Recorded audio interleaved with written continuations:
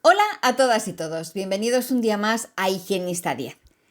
Hoy vamos a tratar el tema de la clasificación de las cavidades de Black. Ojo al dato, que estoy hablando de clasificación de cavidades producidas por la caries, es decir, cuando nos referimos a Black hablamos de cavidades y no de clasificación de caries en sí. Cuando tratamos este tema hay mucha confusión y espero aclarar un poquito esta cuestión. Ayúdame a crear material que te sea útil. Para ello solo tienes que suscribirte. Ni te cuesta ni te lleva mucho tiempo. Te agradezco que compartas mis publicaciones y que me digas que te gustan. Ayúdame para que yo pueda ayudarte. Muchas gracias.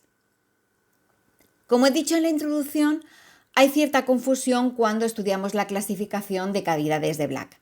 Lo primero de todo debemos determinar a qué nos referimos con cavidad dental y por qué separamos estos términos del concepto de caries.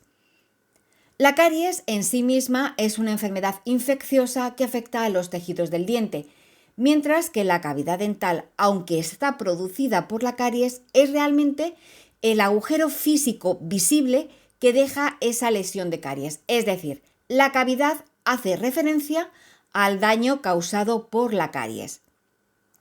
Distinguir ambos conceptos es muy importante cuando hablamos sobre la clasificación de Black, porque esta clasificación no es una clasificación de caries dental como enfermedad, sino que es una clasificación sobre cómo son los agujeros que provoca la caries. Esta explicación la hago un poco en bruto, pero lo que quiero es que podamos determinar realmente sobre a qué nos referimos. Me interesa mucho aclarar estos términos, pero vamos a extendernos un poquito más para clarificar la cuestión. Para situarnos en contexto y entendáis ciertas explicaciones que vienen después, debo deciros que el Dr. Black fue un reputado odontólogo de principios del siglo XX.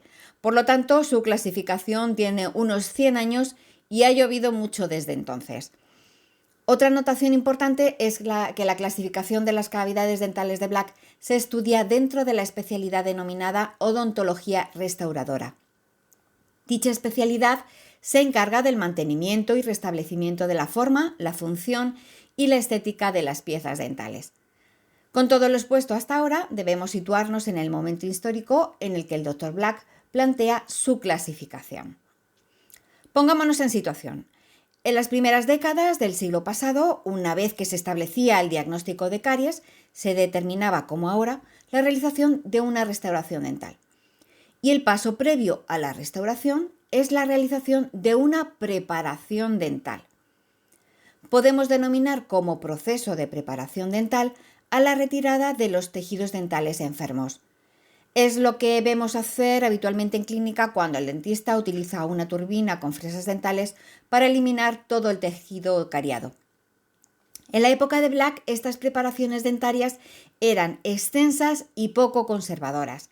Se retiraba mucho tejido dental, pero claro, hay que tener en cuenta las limitaciones que existían en esos momentos, tanto a nivel técnico como de materiales de restauración. El manejo de los materiales de restauración utilizados durante gran parte del siglo XX, como son la amalgama, el cemento de silicato y la resina acrílica, implicaba la remoción tanto de tejido cariado como también de tejido sano para favorecer la resistencia y sobre todo la retención en las cavidades preparadas. Otra finalidad por la que se eliminaba tejido dental sano era debido al denominado principio de extensión por prevención.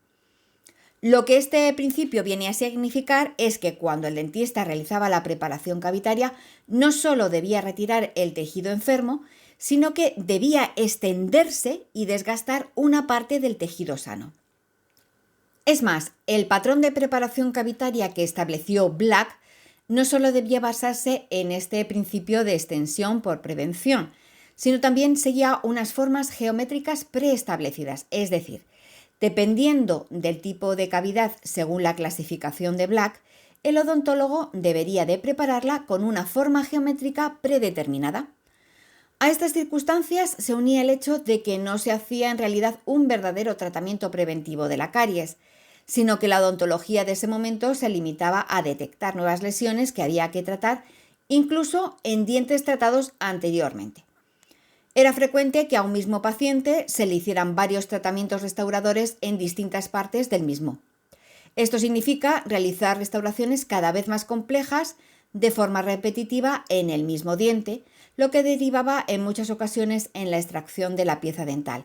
Es evidente que si se realiza un tratamiento sobre otro tratamiento, se llega a la debilitación y a la fractura de la pieza. Por tanto, el modelo restaurador tradicional encarnado por la clasificación de cavidades dentales de Black contempla exclusivamente, primero, el diagnóstico de la cavidad por caries, que no deja de ser realmente el daño causado por la caries. En segundo lugar, la realización de la preparación cavitaria, cuya finalidad es la remoción del tejido cariado. En tercer lugar, dicha preparación dentaria debe tener una forma geométrica preestablecida según el tipo de cavidad.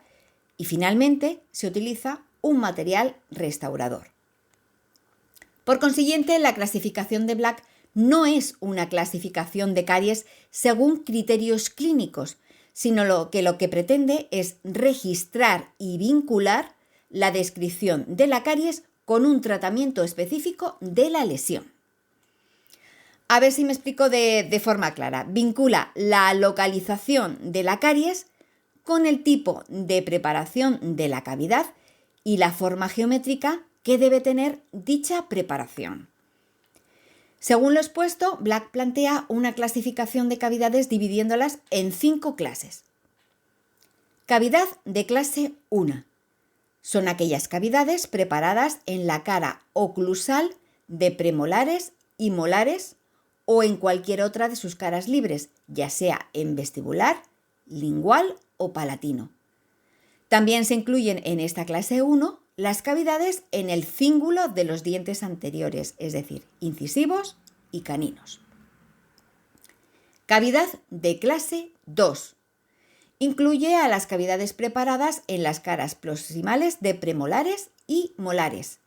En esta clase también se incluyen las cavidades que se extienden desde oclusal hasta proximal. Cavidad de clase 3.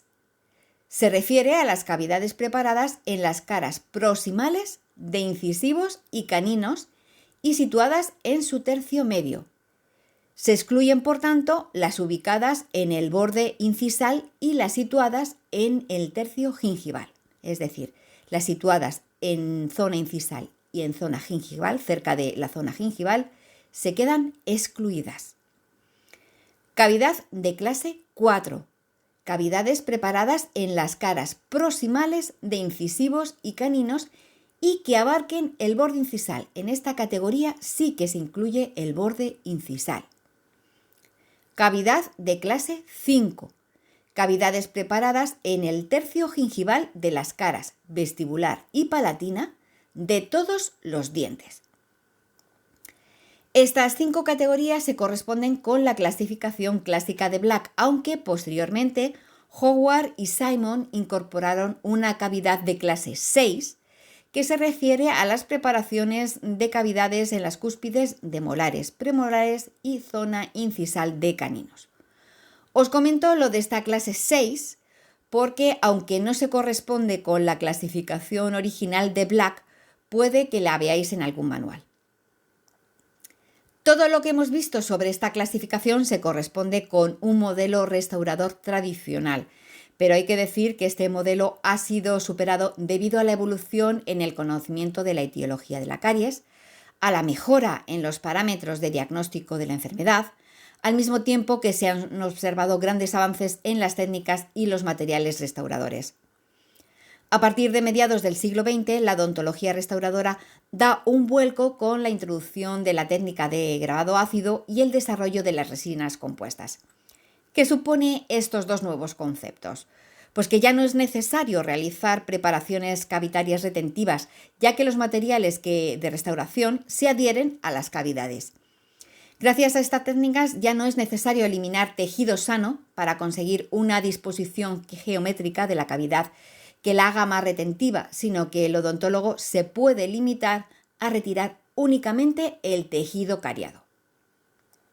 Por lo tanto, a lo largo de la segunda mitad del siglo XX, se observa una modificación del diseño de las cavidades y preparaciones cariosas, al mismo tiempo que se reconsidera la clasificación de cavidades y lesiones de caries realizada por Black.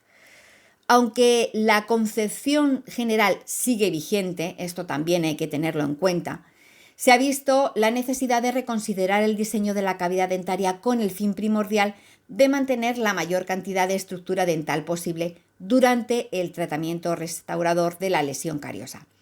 Actualmente, la línea de trabajo que siguen los tratamientos restauradores sigue la filosofía de restaurar preservando. Es más, a día de hoy no solo se contempla el diagnóstico y el tratamiento de la lesión de caries mediante la realización de una restauración, sino que la visión se extiende hacia la promoción de la salud y la prevención de la propia enfermedad. Todo ello para lograr un equilibrio entre los procesos de desmineralización y remineralización del tejido dental, de tal manera que se frene la progresión de la enfermedad. No se trata, por tanto, solo de curar las lesiones diagnosticadas, sino de prevenir que aparezcan. Es más, debido a la nueva comprensión de la evolución de la lesión de caries, es frecuente que se mantenga el tejido desmineralizado, que no es tejido cariado, permitiendo así su remineralización. En consecuencia, el posicionamiento que tiene la odontología sobre esta patología hoy en día es que la caries es una enfermedad dinámica, por lo que hay que atender a sus ciclos continuos de desmineralización y remineralización. Estando así la situación actual, el profesional debe tener en cuenta el tipo y la extensión de la lesión, los materiales y la técnica de restauración, dependiendo del paciente y su situación clínica, para así realizar la preparación cavitaria acorde con esta selección. Retomando el tema de la clasificación de cavidades de Black, es necesario decir que los principios de preparación cavitaria que en su día presentaba en la actualidad están muy cuestionados. Realmente no deja de ser una clasificación que tiene unos 100 años y que ha sufrido modificaciones adaptándose a las nuevas situaciones clínicas favorecidas por las actuales técnicas de trabajo y los nuevos materiales. Aún así, hay que pensar que el uso de la clasificación de Black a nivel internacional está muy extendido, por lo que las nuevas clasificaciones suelen ser una variación en la que se indican una serie de subdivisiones. A este respecto, cabe destacar la clasificación de Mount and Hume de 1997, modificada por las Fargues posteriormente. Quizás me he extendido un poco más de lo esperado, pero no quería dejar pasar la ocasión para aclarar lo que realmente significa la clasificación de cavidades de Black, desvinculándola de la caries como entidad clínica. Y con esto me callo ya. Pero yo sigo preparando más temas, por eso, para no perderte nada, suscríbete y da a la campana de notificaciones. Dame un like si te ha gustado y no te olvides de compartirlo. Nos vemos en unos días, te espero. ¡No me faltes!